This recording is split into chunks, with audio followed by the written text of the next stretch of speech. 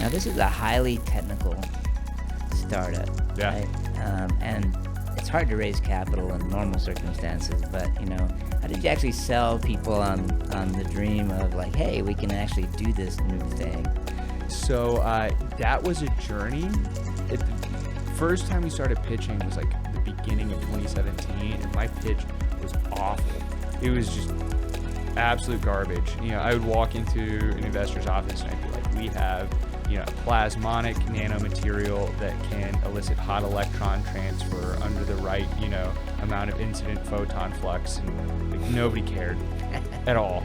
And when you start because I wasn't working anymore, it's kind of like lighting a stick of dynamite.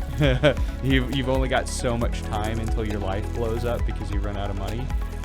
When that fuse starts getting really short and you get really hungry, you start learning how to pitch better and just going everywhere and talking to everyone you possibly can. How did you learn to get better? Was that you're Googling? Are you looking at winning pitch decks? I mean, how are you getting that coaching and mentorship? How did you get better at it? Yeah, so one was I started showing up to Station Houston, and the first time I pitched this publicly was on stage at Station.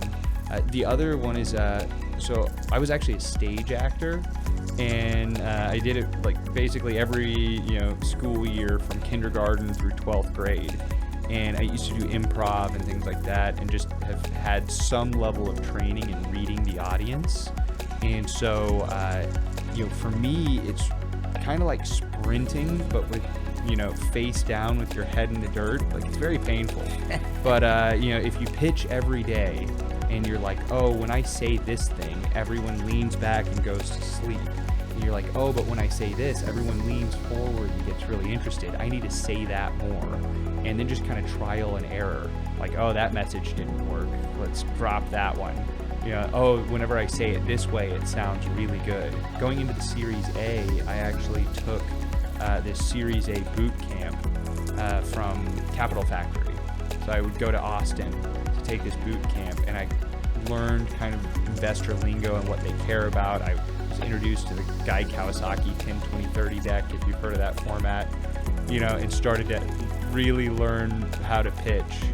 And then as we got into the B, and definitely by the time we did the C, you get it down. You learn how to simplify the message, the core points,